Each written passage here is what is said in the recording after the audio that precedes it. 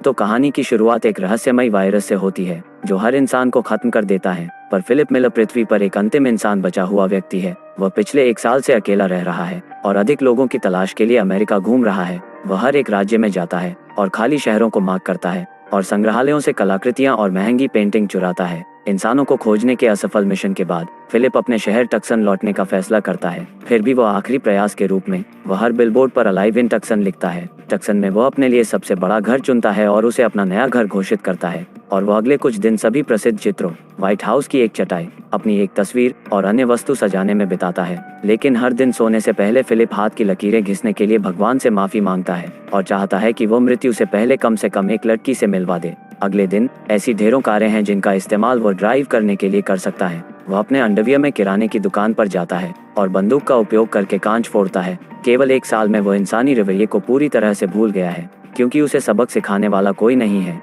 वह सब कुछ करता है जो वायरस से पहले सिर्फ फिल्मों में दिखाया जाता था, जैसे स्टोव में डिब्बे के ढेर को नष्ट करना और सैकड़ों एडल्ट फिल्मों को घर लाना। समय बिताने के लिए वह खुद के साथ रैकेट बॉल खेलता है, लैंप और एक्वेरियम का उपयोग बॉलिंग पिन के रूप में करता है और कारों को एक दूसरे से टकराता है। यह उसका पागलपन उसे अकेलेपन से निपटने में मदद करता है। लगभग 1 महीने के बाद वह अपनी बुद्धि खोने लगता है। इसके अलावा उसके जन्मदिन पर अकेले रहना उसे वह सब कुछ याद दिलाता है जब जीवन सामान्य था। वह अपनी माँ, अपने जीवन और सामान्य रूप से लोगों को याद करता है, जबकि सीन कुछ महीने बाद कट जाता है। अब फिलिप जिस भव्य हवेली में रहता था वह अब कचरे के ढेर में बदल गई है, जिसे वो कभी साफ नहीं करता क्योंकि इसका कोई मतलब नहीं है। वो कई दिनों से नहाया नहीं है और जानवरों की तरह रहने लगा है। घर में पानी की कमी है। फिलिप स्प्रिंगबोर्ड में एक छेद बनाता है और पूल को अपने शौचालय के रूप में उपयोग करता है। वह एक बच्चे की तरह छोटे पूल को शराब से भी भरता है और उसमें से पीते हुए उसमें नहाता है। फिर एक दिन वह बार में जाता है और बॉल पर चेहरे बनाता है, उन्हें नाम भी देता है।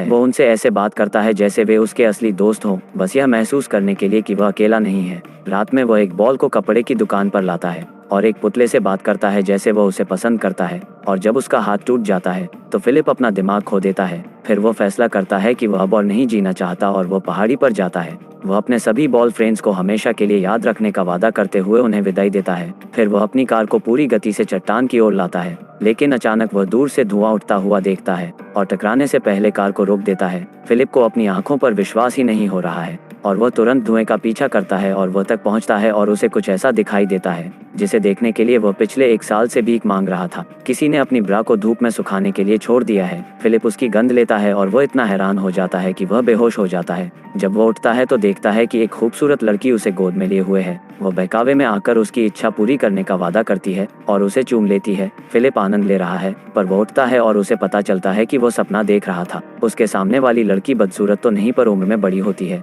वो उसे वापस लाने के लिए उसको CPR दे रही थी। हैरानी से वह एक दूसरे से दूर हो जाते हैं, जबकि लड़की का नाम कैरल है। फिलिप उससे पूछता है कि सुंदर लड़कियां कहाँ हैं। तब वह उसे बताती है कि उसे अपने गीले पैंट के बारे में देखना चाहिए। यह पता चलता है कि जब वह बेहोश था तो उसने खुद को तैरते हुए पाया और तब उसने पानी में पेशाब की। पर वह अब आक्रामक रूप से समझाने लगता है कि उसने खुद पेशाब नहीं किया, जिससे लड़की घबरा जाती है और डरकर वह एक बंदूक निकालती है और उसे दूर रहने के लिए कहती है। फिर फिलिप स्वीकार करता है कि उसने वास्तव में पेशाब किया था और वह इससे शर्मिंदा है। दोनों के शांत होने के बाद वह उसे बताती है उसने अलाइव इन टक्सन साइन देखा और यह देखने के लिए यहाँ आई कि क्या वास्तव में कोई जीवित है। हालांकि फिलिप एक महिला से मिलने के लिए मर रहा था, पर वह कैरल को देखने के बाद उत्साहित नहीं है। कुछ देर बात करने के बाद वे गाड़ी से किराने की दुकान पर जाने का फैसला करते हैं। रास्ते में कैरल स्टॉप साइन पार करने की शिकायत करती है, जबकि फिलिप का मानना है अब तो ट्रैफिक नहीं है। वह इस बात पर अड़ी रहती है कि उन्हें नियमों का पालन करना होगा, वरना वे एक जानवर की तरह रहने लगेंगे। उसे बेहतर महसूस कराने के लिए वह रुक जाता है और दोनों तरफ को देखता है।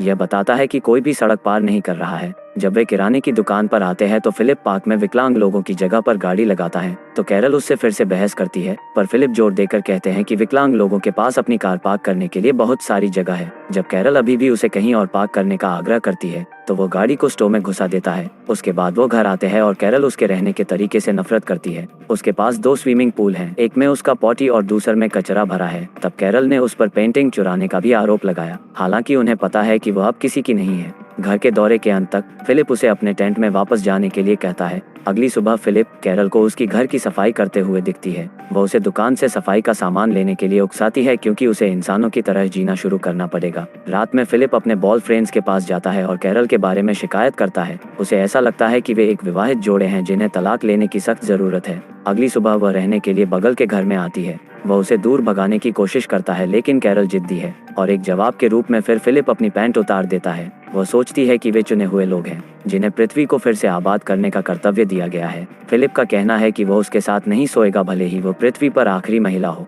अगले सीन में जब कैरल उसके पास आती है तो वह अपने शौचालय में होता है। वह चाहती है कि वह उनके घर में पानी लाने का कोई रास्ता खोजे जिससे फिर वे टमाटर और अन्य फल उगा सकते हैं। जब वह मदद करने से इनकार करता है तो वह उसे ताजे टमाटर खाकर उकसाने की कोशिश करती है लेकिन उसे कोई फर्क नहीं पड़ता। हालांकि जब अंधेरा हो जाता है तो वह उसके बगीचे में घुस जाता है और उसकी सारी सब्जियां खाता है। अगली सुबह कैरल उसके दरवाजे पर दस्तक देती है और उसे टमाटर से भीगा हुआ पाती है, पर फिलिप अब भी दावा करता है कि उसने उन्हें चुराया नहीं है और वह देखता है कि मैनहोल से अपने घर में पानी लाने की कोशिश करते समय कैरल के पैर में चोट लगी है। कुछ दिनों बाद वह एक सभ्य इंसान की तरह जीने की कोशिश करना छोड़ देती है। फिलिप उसे उसके स्विमिंग पूल में शौचालय की नकल करते हुए पाता है। कैरल सोचती है कि उन दोनों का जीवन में कोई उद्देश्य नहीं है, वे किसी भी तरह से एक संपूर्ण मानव निर्माण करने में सक्षम नहीं है, जबकि वे अपनी $1 मिलियन की हवेली में शौचालय की व्यवस्था भी नहीं कर सकते हैं। तब वह फिलिप को बहुत बुरा महसूस कराती है, इसलिए वह शहर की पानी की टंकी के पास जाता है और कैरल के बगीचे में पानी लाने का रास्ता बनाता है। वह अंत में उसे देखकर खुश होती है और उसे रात के खाने पर आमंत्रित करती है।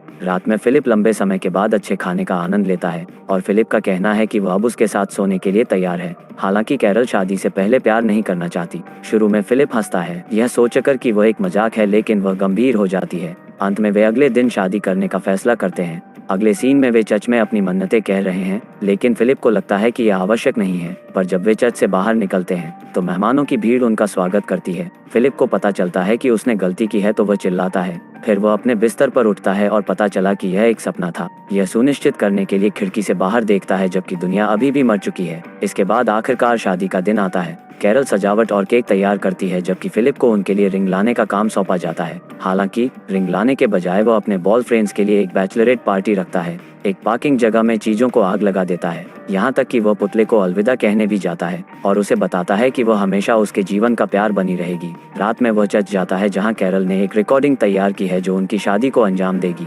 अंत में रिंग पहनने का समय आ गया है तो वह रिंग लाया ही नहीं था। तब उसे पता चलता है कि वह अकेली है जो प्रयास कर रही है और वह वहां से चली जाती है। बाद में फिलिप उसके घर आता है, उससे बात करने की कोशिश करता है लेकिन वह कोई जवाब नहीं देती, इसलिए वह सामने के दरवाजे को हथौड़े से तोड़ता है और घर में आता है। उसे सरप्राइज करने के लिए उसने वास्तव में इसे सजाने का प्रयास किया है। उसने उनके लिए एक केक भी तैयार किया है। उसने जो किया उसके बारे में उसे बहुत बुरा लगता है और वह उससे माफी मांगता है। वह यह भी बताता है कि वह वास्तव में उसके पकाए खाने को पसंद नहीं करता है, लेकिन फिर भी उसे खुशी है कि वह साथ में मौजूद है क्योंकि उसके बिना वह अभी जीवित नहीं होता। इतना कहने के बाद फिलिप उसे बाहर लाता है और वे एक गहने की दुकान पर जाते हैं जहां कैरल को अपनी पसंद की सभी रिंग मिलती हैं। वे अंत में शादी को अंजाम देते हैं। रात में दोनों प्यार करते हैं लेकिन कैरल रात भर बात करना बंद नहीं करती। अगली सुबह वह उसे अपने घर में रैकेट बॉल खेलते हुए पाती है। फिलिप को लगता है कि वह उसे फिर से सताने जा रही है, लेकिन वह उस खेल में शामिल होती है, जिसके बाद वे दिन का आनंद अग्निरोधक सूट बनाते हैं और एक दूसरे को आग लगाते हैं। बियर के डिब्बे पर बुलडोजर चलाते हैं